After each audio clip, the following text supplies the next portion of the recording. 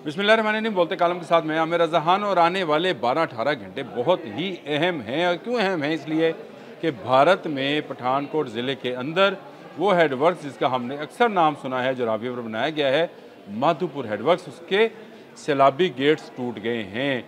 एक नहीं, दो नहीं, 3 गेट्स टूट गए। आज टाइम्स ऑफ इंडिया की रिपोर्ट है जिसके मुताबिक सैलाबी पानी को रोकने की कोशिश की गई और इसके नतीजे में उस हेडवर्क से आहनी गेट जो उस पानी को रोकते थे बारी बारी टूटना शुरू हुए। पहले एक गेट टूटा, उसकी बाकायदा फुटेज और वीडियो मौजूद है। उसके टूटने को बचाने के लिए, बाकी गेट्स को बचाने के लिए जब वहाँ अमला काम कर रहा था तो मज़ीद 2 गेट्स बारी बारी वक्फे वक्फे से टूट गए। इसके नतीजे में एक अहलकार की जान गई। फौरी तौर पर भारतीय फ़ज़ाइया से रब्ता कायम किया गया।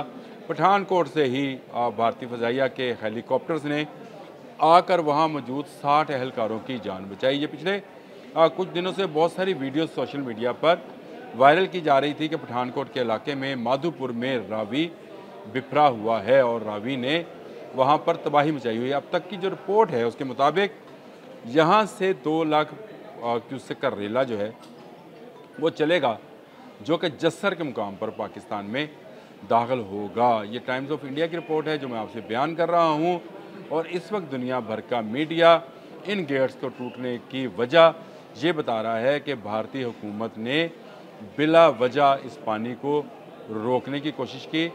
कल जो बयान दिया था एहसन इकबाल साहब जो वफाकी वज़ीर हैं, उन्होंने कि करतारपुर क्यों डूबा और भारतीय पंजाब में इतना नुकसान क्यों हुआ, तो उसके पीछे भी यही लॉजिक समझ में आती है कि भारत जो है वह इस पानी को बड़े रेलों की सूरत में पाकिस्तान और भारतीय पंजाब में दाखिल करना चाहता था।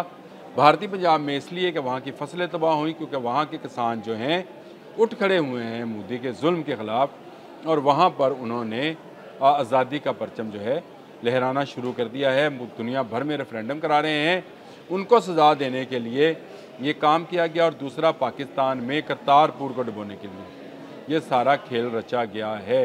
ये एक कॉन्स्पिरेसी थ्योरी है कि आप दुश्मन को मारने के लिए पानी को कभी रोककर और कभी आप उसको छोड़कर हथियार के तौर पर इस्तेमाल करते हैं। और भारत ने इस मर्तबा इससे दोहरा फ़ायदा उठाया है। देखिए, पठानकोट एक ऐसी जगह है जो किसी ज़माने में आनी पाकिस्तान में थी। अगर रेड क्लिफ का अवार्ड जो है वो ना होता तो उसमें पठानकोट पाकिस्तान का हिस्सा था और यही वो इलाका है जहाँ से कश्मीर को रास्ता जाता है। यहीं पर इस हेडवर्क्स को, माधोपुर हेडवर्क्स को बनाया गया रावी का पानी रोकने के लिए। रावी का पानी रोक लिया गया, कामयाबी से रोका गया, लेकिन उस वक़्त तक गेट नहीं खोले गए जब तक गेट खुद ब खुद टूट नहीं गए। ये है वो कॉन्स्पिरेसी जिससे ना सिर्फ भारतीय पंजाब में बल्कि जो हमारे इलाके हैं वो भी इस वक्त शदीद तरीन सैलाब की जद में हैं। और एक तरह से देखा जाए तो इसी को भारतीय जारहियत कहा जा रहा है, जिस पर कल ख्वाजा आसिफ साहब ने कहा कि नहीं, उन्होंने इतला दी थी। उन्होंने जिस वक्त इतला दी उस वक्त पानी सर से ऊपर गुजर चुका था, यानी पानी जो है वो उसके हेडवर्क्स की दीवारों से ऊपर निकल चुका था और उसके गेट तोड़ चुका था और या बारी बारी तोड़ रहा था। ये बहुत ही हौलनाक सिचुएशन है कि भारत ने अपना हेडवर्क्स तबाह करके ना सिर्फ अपने लोगों की ज़मीनों को डुबो दिया बल्कि हमारे लोगों की ज़मीनों को भी डुबो दिया। और करतारपुर राहदारी जिसको इस्तेमाल करते थे सिख अपनी मजहबी रसूमात अदा करने के लिए, उसको भी पानी पानी कर दिया। आज वज़ीर आज़म शहबाज शरीफ की अच्छी मूव है कि वो वज़ीर आला और वफाकी वज़रा के साथ यहाँ का दौरा कर रही हैं। कल एहसन इकबाल गए, 1122 को खराज तज़ीम पेश करते हैं, रेंजर्स को खराज तज़ीम पेश करते हैं, जिन्होंने वहाँ रुके हुए तमाम वो जो श्रद्धांजलि देने आए थे लोग, उनको वहाँ से निकाला और उनको रेस्क्यू किया। बड़ी ज़बरदस्त जो है वहाँ पे रेस्क्यू कार्रवाई की गई, लेकिन भारत ने कोई कसर नहीं छोड़ी। पानी को उस वक्त तक रोके रखा जिस वक्त तक वो रोक सकते थे, ताकि जब छोड़ा जाए तो ये कहा जाए जी गेट टूट गए हैं। अब देख लें, गेट टूट गए, एक नहीं, दो नहीं, 3 गेट टूटे और 2 लाख क्यूसेक पानी जो है निकल आया। ये बड़ी खौफनाक सी सूरत हाल है। मैं आपको अगर इसका इदराक इस तरह से होगा कि माधोपुर से जो पानी और सैलाब चलता है वो अगले 12 घंटे में जस्सर पहुंचता है। यानी कल शाम का ये वाक़या है, तो अगले सुबह के तक अब पानी वो जो है जस्सर के करीब पहुंच चुका होगा। और आपको इतलात हैं कि 2 लाख क्यूसेक के करीब पानी वहाँ पर मौजूद है। जस्सर से जब ये शदरा की तरफ आता है तो इसको मज़ीद 12 घंटे लगते हैं, तो 24 घंटे लगेंगे इसको माधोपुर से शदरा तक पहुँचने में। और इस वक्त शदरा में पानी की जो सूरत हाल है आपके सामने है कि 1,80,000 क्यूसेक के करीब पानी वहाँ से गुज़र रहा है। और उसके बाद जब ये बल्लोकी तक जाएगा तो इसको 18 से 19 घंटे लगेंगे।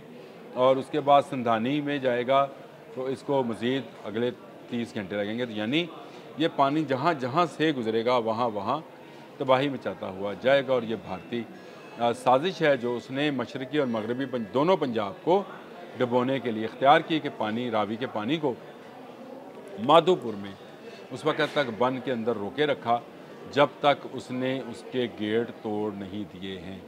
और बाद में ये कह दिया कि हमने अपने सफारत खाने के ज़रिए आपको इतला दे दी थी। इस इतला का क्या फ़ायदा कि जब पानी जो है वो सरों के ऊपर से गुज़र चुका था। वो वीडियोज़ देखी नहीं जा रही हैं जिसमें हमारे जो मशरक़ी पंजाब के रहायशी सिख हैं वो ववेला मचा रहे हैं कि उनकी फसलें, उनके जानवर तबाह हो गए। आपने वो वीडियोज़ और तस्वीर देखी होंगी जिसमें सैकड़ों हज़ारों मवेशी जो हैं बहते हुए पानी में मशरक़ी से मगरबी पंजाब आ गए। ये उनका नुकसान है सिखों का। और ये इसलिए किया जा रहा है कि वो अपनी आज़ादी की आवाज़ बुलंद कर रहे हैं। वो पूरी दुनिया में रेफरेंडम्स करा रहे हैं।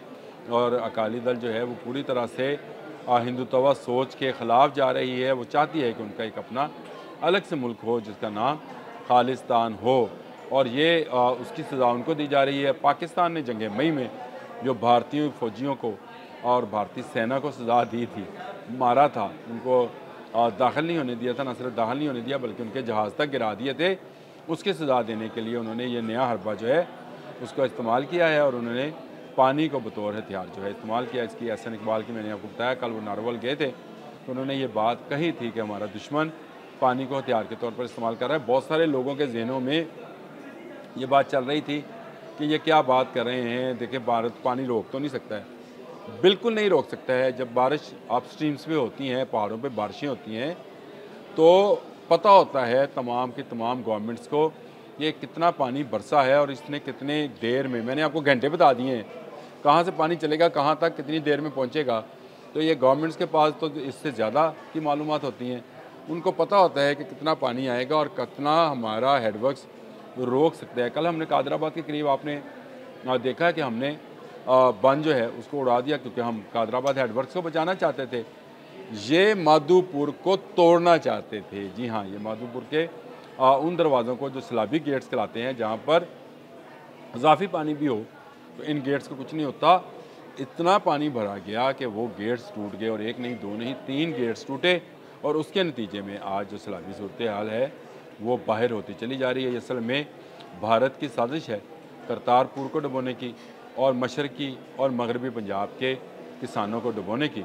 मैंने कहा आपसे बात ज़रूर करनी चाहिए कि ये खतरनाक सूरत हाल है। आने वाले जो 48 घंटे हैं उसमें सिचुएशन मज़ीद वर्स्ट हो सकती है क्योंकि मज़ीद बारिशों की पेशगोई भी होगी है। मज़ीद बारिशों का मतलब है जब ज़्यादा पानी बारिश होती है तो ज़्यादा पानी आता है। बात तो सच्ची है। इसको चाहे आप मजाक के पहलू से देखें या किसी पहलू से भी, लेकिन अल्लाह से दुआ करनी चाहिए कि अल्लाह ताला हमें इन सैलाब की तबाहकारियों से और इस नीच दुश्मन से महफूज रखे। इसकी सोच के बायस आज माधोपुर से सैलाबी पानी पाकिस्तान में दाखिल हो रहा है। अब तक के लिए इतना ही। अल्लाह हाफ़िज़।